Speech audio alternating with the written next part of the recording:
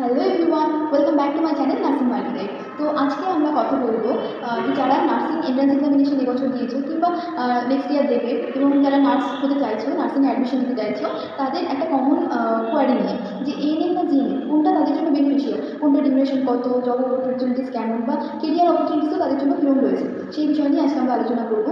তো ভিডিওটা স্টার্ট করার আগে তোমাদের কাছে আমার একটাই রিকোয়েস্ট যে তোমাদের যদি আমাদের ভিডিওগুলো ইনফরমেটিভ লেগে থাকে এবং তোমাদের জন্য যদি হেল্পফুল হয় ভিডিওগুলো, তোমরা প্লিজ চ্যানেলটাকে সাবস্ক্রাইব করে আমার পাশে থেকেও লাইক কমেন্ট শেয়ার করো, কারণ তোমাদের সাবস্ক্রিপশন আমাকে অনেক মোটিভেট করে তোমাদের জন্য নতুন নতুন রেগুলার বেসিসে ভিডিও নিয়ে আসার জন্য। আচ্ছা চলো তো স্টার্ট করা যাক। প্রথমে চলে আসছে এএনএম এর কথা। তো এএনএম কিন্তু 2 বছরের একটি কোর্স এবং জিএনএম হলো 3 বছরের একটি ডিপ্লোমা কোর্স। এক্ষেত্রে তোমাদেরকে বলে রাখা যায় যে এএনএম বা জিএনএম কোনো কোর্স করার পরে কিন্তু তোমরা কোনো গ্র্যাজুয়েশন ডিগ্রি পাবে না। জিএনএম একটি বেসিক ডিপ্লোমা কোর্স, জিএনএম করার পরে তুমি নার্সিং ডিপ্লোমা করতে পারবে আর কি, কিন্তু এএনএমকে ডিপ্লোমার আন্ডারেও ফেলা হয় না। সেক্ষেত্রে তুমি 2 বছর এএনএম করার পর একজন অক্সিলারি নার্স মিডওয়াইফ হিসেবে রেজিস্ট্রেশন পাবে। এক্ষেত্রে জিএনএম হলো একটি basic diploma in nursing course এবং এএনএম হলো অক্সিলারি নার্সিংয়ের একটা কোর্স। তোমাদেরকে প্রথমে বললাম যে জিএনএম তোমাদের ডিউরেশন হলো 3 বছর এবং এএনএমের ডিউরেশন হলো 2 বছর। এবার আসি যে জিএনএমে তোমরা কোন ল্যাঙ্গুয়েজে পড়াশোনা করবে এবং এএনএমে তোমরা কোন ল্যাঙ্গুয়েজে পড়াশোনা করবে। দেখো, এএনএমে তোমাদের যে পড়াশোনা করতে হয় সেটা কমপ্লিটলি বাংলায় এবং এক্সামও দিতে হয় বাংলায়, কিন্তু জিএনএমের ক্ষেত্রে কিন্তু সেটা নয়। জিএনএমে তোমাকে পড়াশোনা করতে হবে ইংলিশে এবং তোমার রিটেন থিওরি যে সমস্ত এক্সাম রয়েছে সে সমস্ত এক্সামও কিন্তু তোমাকে ইংলিশে দিতে হবে। ইনফ্যাক্ট ভাইভা বলো, প্র্যাকটিক্যাল এক্সাম সব কিছুই তোমাকে ইংলিশে দিতে হবে।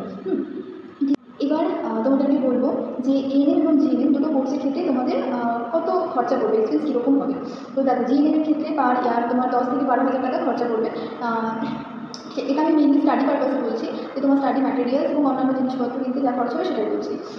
জিএনএমে ম্যাক্সিমাম ইনস্টিটিউট থেকে হস্টেল প্রোভাইড করা হয়, সেক্ষেত্রে হস্টেল ফিস চার্জ করে গভর্নমেন্ট পার মান্থ 12 টাকা করে চার্জ করে, পার ইয়ার তোমাদের 144 টাকা করে হস্টেল ফিস দিতে হয়েছে। এছাড়া কোর্সের জন্য কোনো টিউশন ফিস এরকম কিছু কিন্তু গভর্নমেন্ট ইনস্টিটিউশনে দিতে হয় না, কিন্তু প্রাইভেট থেকে যদি তুমি পড়ো সেক্ষেত্রে টিউশন ফিস দিতে হয় এবং অন্যান্য হস্টেল মেস ফিস আরও অনেক খরচা রয়েছে প্রাইভেটের ক্ষেত্রে, কিন্তু গভর্নমেন্টের ক্ষেত্রে সেসব কোনো কিছু নেই। আর এএনএমের ক্ষেত্রে তোমার পার ইয়ার 5 থেকে 6,000 টাকা খরচা হবে। এটা আমি অনেক স্টাডি পারপাস বলছি। এটা তুমি যদি মেসে থেকে পড়ো তাহলে তোমার মেস রেন্ট এবং অন্যান্য খাওয়ার খরচা এগুলো কিন্তু তার সাথে অ্যাড হবে, ঠিক আছে।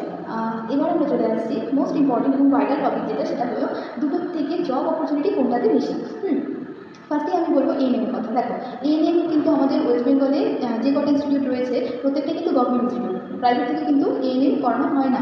সেক্ষেত্রে গভর্নমেন্ট যে কজন স্টুডেন্টকে এএনএম ট্রেনিং করায় প্যানেল লিস্টে কিন্তু তাদেরই নাম আসে। সেক্ষেত্রে কোনো মার্কস, ইন্টারভিউ বা কোনো রকম কোনো রিটেন এক্সামিনেশন কিন্তু তোমাদের দিতে হয় না। তোমরা পাস আউট করার পর প্যানেল লিস্ট অনুযায়ী তোমাদের কিন্তু পোস্টিং হবে এএনএম। কিন্তু জিএনএমের ক্ষেত্রে 10 স্ট্যান্ডার্ডের মার্কস, 12 স্ট্যান্ডার্ডসের মার্কস এমনকি তোমাদের জিএনএম 3টে ইয়ার যে তোমরা করবে সেই 3 ইয়ার্সের মার্কসও কিন্তু ভ্যারি করবে তোমার চাকরি পাওয়ার ক্ষেত্রে। এবং স্পেসিফিক ইন্টারভিউ হয় জিএনএম ক্যান্ডিডেটদের জন্য, যারা স্টাফ নার্স গ্রেড 2-তে পোস্টিং পায় তাদের জন্য, এবং তার বেসিসে কিন্তু একটা প্যানেল লিস্ট বার করা হয় এবং সেই বেসিসে কিন্তু আমার পার্সোনালি মনে হয় যে এএনএম ক্যান্ডিডেটদের জন্য কিন্তু জব অপরচুনিটিটা জিএনএমদের থেকেও অনেক বেশি রয়েছে, স্পেশালি গভর্নমেন্ট জবের জন্য। আর জিএনএম ক্যান্ডিডেটদের ক্ষেত্রে কিন্তু গুড মার্কস, যদি একাডেমিক মার্কস কিংবা জিএনএমের 3 ইয়ার্সের মার্কস যদি ভালো না থাকে, এখনকার সময় কিন্তু জিএনএম ক্যান্ডিডেটদের জন্য স্টাফ নার্স গ্রেড 2 পোস্টিং পাওয়া খুবই একটু টাফ হয়ে যায়। হ্যাঁ, জব অপরচুনিটিস এএনএমে বেশি থাকলেও জিএনএমে কিন্তু প্রমোশন এবং হায়ার স্টাডিজ, মানে তুমি যত হায়ার স্টাডিজ করবে তত তোমার প্রমোশনের চান্সটা কিন্তু জিএনএমে অনেক বেশি রয়েছে। যেমন তুমি যদি স্টাফ নার্স গ্রেড 2-তে জয়েন করো, তারপর নেক্সট তুমি পোস্ট বেসিক বিএসসি করতে পারবে, তারপর তুমি এমএসসি করতে পারবে। হ্যাঁ, সেগুলোর এলিজিবিলিটি ক্রাইটেরিয়া রয়েছে, এক্সপিরিয়েন্সের ক্রাইটেরিয়া রয়েছে, অনেক কিছু ক্রাইটেরিয়া রয়েছে, সেগুলো আমি তোমাদেরকে আলাদা সেশনে বলবো।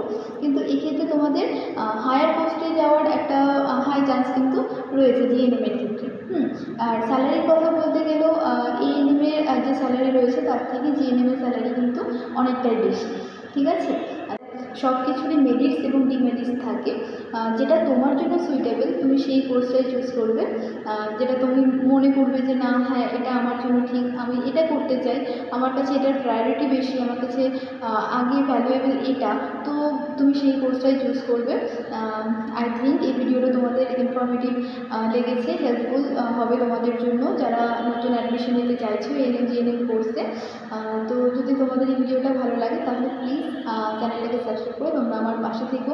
আমি তোমাদের জন্য রেগুলার বেসিসে আরও অনেক নার্সিং রিলেটেড ইনফরমেটিভ ভিডিও নিয়ে আসবো, যাতে আমি তোমাদেরকে আরও বেশি হেল্প করতে পারি। Thank you, stay tune, tata.